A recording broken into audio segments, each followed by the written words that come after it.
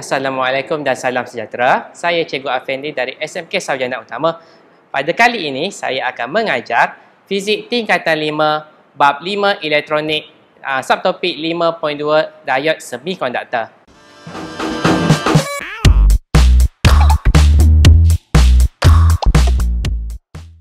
Diod semikonduktor. So, apa itu diod semikonduktor? So, dalam real life, so ini diod semikonduktor. Okay, dia adalah silinder kecil, okay, yang berwarna hitam. Kemudian dia ada jalur silver pada belah salah satu dia lah, pada bahagian salah satu. So, yang ada silver ini menunjukkan terminal negatif ataupun kita panggil sebagai cathode, dan yang tiada jalur silver ini kita panggil sebagai anode lah, ataupun kita panggil sebagai terminal positif. So, simbol dia, okay, kalau kita perhatikan simbol dia seperti anak panah.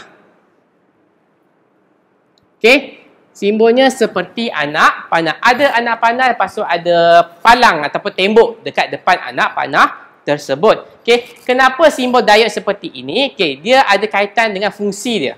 Fungsi diod adalah membenarkan arus mengalir pada satu arah sahaja. Arus ini arus elektrik lah. Okay, kalau kita tengok dekat sini, apa maksudnya kat sini? So, kalau saya letak sini point A, saya letak sini point B, so diod ini hanya membenarkan arus mengalir daripada A ke B saja. Okey. Tapi andai kata kita buat dia nak mengalir pada B ke A, tak boleh. Okey. Itu maksud dia lah kenapa dikatakan diod ini hanya membenarkan arus mengalir pada satu arah. So, nak tahu apa arah dia, kita tengok dia punya simbol. Seperti saya kata, simbol dia seperti anak panah. So, arah arus mesti sama dengan arah diod, anak panah diod ini. So, baru kita kata arus boleh mengalir. Diod semikonduktor ini terhasil adalah hasil gabungan dua jenis semikonduktor, di mana kita ada semikonduktor jenis P, kita ada semikonduktor jenis N. Okay. Nama P dengan N ini merujuk kepada dia punya cas lah. Okay. Jenis P ini positif, okay, jenis N ini negatif. Actually sebenarnya P ini bukan positif sebenarnya, tapi sebab dah sini negatif, and so dia simpulkan ini adalah P. Okay. So, bila bercakap tentang jenis P dengan jenis N, kita ada dua benda kita kena tahu. Kita kena tahu pembawa cas majority dan juga pembawa cas minority. So, untuk jenis P, pembawa cas majority-nya adalah lohong. Kita panggil ini sebagai lohong. Okay. Lohong tu seperti yang kita boleh anggaplah, lohong tu sebenarnya adalah lubang kosong, tak ada apa-apa kat situ. Kenapa ada kosong dekat situ? Sebab asalnya tempat itu ada elektron. Elektron itu sudah dikeluarkan daripada tempat itu. So, dia akan hasilkan satu ruang kosong yang kita panggil sebagai lohong. Manakala jenis N ini pula merujuk kepada elektron. Di mana kita tahu elektron ini casnya adalah positif. So, saya ulang lagi sekali ya. Pembawa cas majority untuk P adalah lohong. Manakala pembawa cas minority untuk P adalah lohong. Okey, untuk jenis N pula dia terbalik daripada jenis P. So, N kita tahu N itu adalah negatif. Jadi, pembawa cas majority untuk jenis N adalah elektron, disebabkan elektronnya bercas negatif. Jadi, pembawa cas minority-nya adalah lohong. Okey. So, nak hasilkan diod senang saja. Kita gabungkan jenis P dengan jenis N ni sekali. Okey. So, bila kita gabungkan, okay, so kita akan dapat satu garisan dekat tengah-tengah ini, kita panggil sebagai simpang PN. Okay, simpang PN. Okay, apabila kita gabungkan simpang P dengan simpang, kita gabung P dengan N, terbentuk simpang PN. Okay, sesuatu akan berlaku. So, apa yang berlaku adalah, kalau kita tengok dekat sini, kebiasaan kertas soalan, lohong dia akan buat simbol bulat.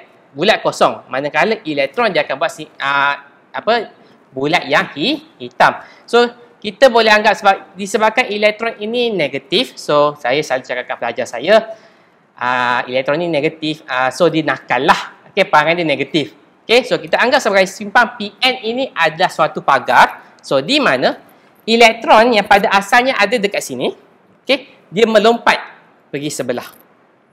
Okay, dia melompat pergi sebelah, mengisi lohong yang ada pada jenis P. Jadi, bila dia pindah sebelah, ataupun dalam perkataan yang lebih cantik adalah merentasi, elektron pada jenis N merentasi ke jenis P, okey, dia akan meninggalkan lohong. Okey, kita boleh nampak dekat sini jenis N pembawa majoriti tadi elektron dan ada sedikit lohong. Lohong yang telah ditinggalkan oleh elektron. Okey, elektron yang kita nampak dekat sebelah simpang ini asalnya dia duduk dekat sebelah sini. Dia pergi merentasi, dia pergi melompat pergi ke jenis P. Okey, so dua line ini kita panggil sebagai lapisan susutan. Kita sebut lapisan susutan, di mana lapisan susutan inilah yang memainkan peranan bagaimana fungsi diod membenarkan arus mengalir pada satu arah sahaja. Untuk diod, kita ada dua litar. Dua litar itu kita namakan sebagai litar pincang hadapan dan litar pincang songsang. Hati-hati ya kat sini. Kebanyakan pelajar salah lah sebab biasa kita sinonim. Kalau kata hadapan mesti ada ke belakang. Istilah litar pincang ke belakang kita tidak ada. Kita ada istilah pincang songsang. Litarnya macam mana kita boleh tengok dekat sini lah.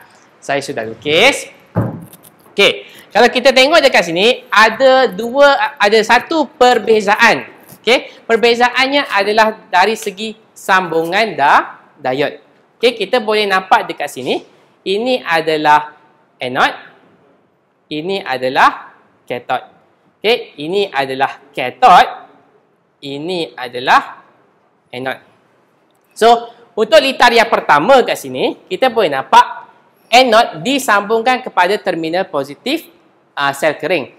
Manakala kathod disambungkan ke terminal negatif sel kering. So, kita tahu tadi, anode ini negatif. Kathod ini negatif. Anode ini adalah positif. So, yang dekat litar yang kedua ini, kita boleh perhatikan diod ini dia sudah terbalik.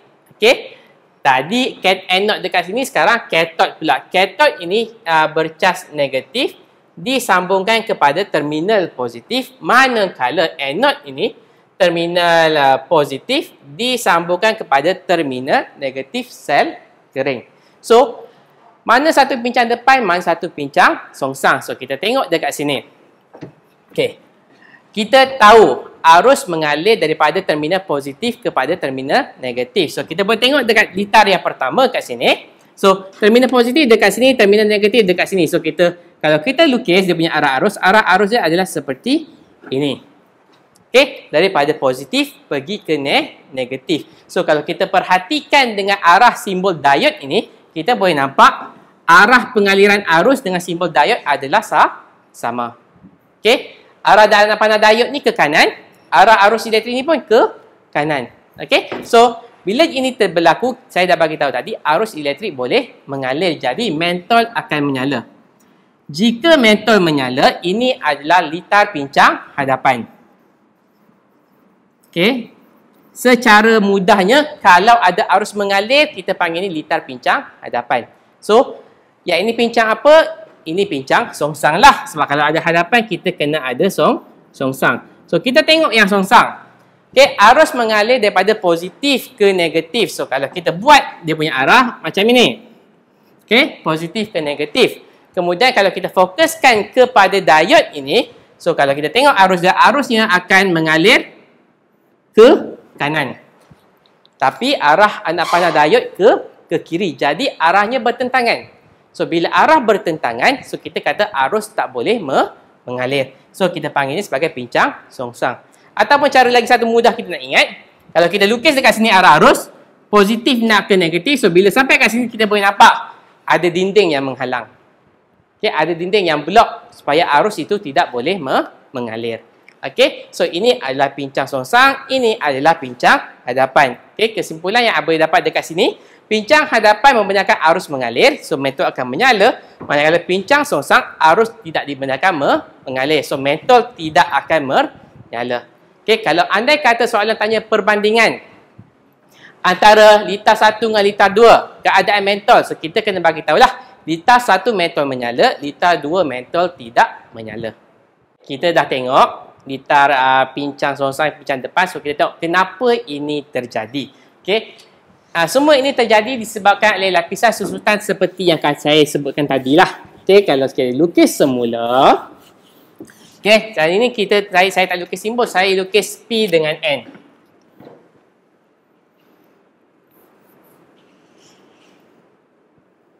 Okey, ini P, ini N. Untuk pincang hadapan, so ini adalah positif.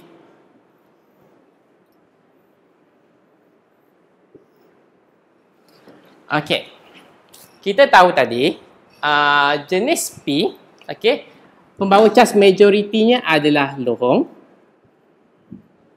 Manakala jenis N, pembawa cas majoritinya adalah elektron. Okey, seperti saya kata tadi, elektron biasa disimbolkan sebagai dot-dot lah. Okey, bulat-bulat yang gelap, manakala telah dihitamkan, manakala lohong dia akan lukis sebagai bulatan kosong. Okey, tertinggal ni. Okey, so kita pernah pakai sini. Ini terminal positif, ini terminal negatif. P untuk positif, N untuk negatif. Okey, kita anggaplah P ini perempuan, N ini lelaki. Okey, so terminal positif ini pun kita anggap ini adalah ni perempuan kan tadi kan. So positif tu ini perempuan jugalah. Okey, kita anggap terminal positif, sekeren positif ni adalah perempuan, terminal negatif sekeren ini adalah negatif. Okey? Sorry, negatif pula, lelaki. Okey, so apa yang berlaku dekat sini? Seperti saya kata, lapisan susutan antara ini yang akan mempengaruhi. Jadi, bila kita tengok dekat sini, kalau kita anggap lohong ini sebagai perempuan, so adakah perempuan akan tertarik kepada perempuan? Takkan. Jadi, dia akan menolak. Perempuan mesti nak pergi dekat lelaki. Jadi, lohong-lohong kat sini akan pergi ke kanan. Lohong-lohong ini akan pergi ke kanan sebab dia nak pergi ke terminal negatif ini. Okey, sebab dia positif, so dia nak pergi ke terminal negatif. Okey, manakala elektron pula yang ada dalam jenis N, okey, dia akan nak pergi ke terminal positif. Okey, macam manusia saya kata tadi, okey, akan lain jantina akan tertarik. So yang negatif, elektron negatif tadi akan nak pergi ke positif. Jadi apa yang berlaku? Lapisan susutan tengah ini dia akan seperti dihimpit. Okey? Dia asalnya ada saiz dia, tapi bila seorang nak ke kanan, seorang nak ke kiri, so dia bertembur. So yang tengah-tengah lapisan susutan ini sepertinya dihimpit. So lapisan susutan ini akan jadi nipis.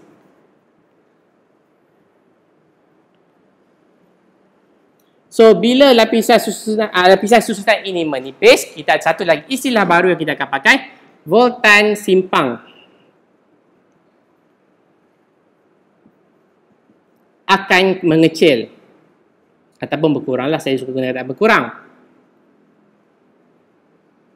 Okey, voltan simpang PN ini akan berkurang. So apa itu voltan simpang? Okey, voltan simpang tu adalah voltan minimum yang diperlukan untuk litar itu supaya arus boleh mengalir.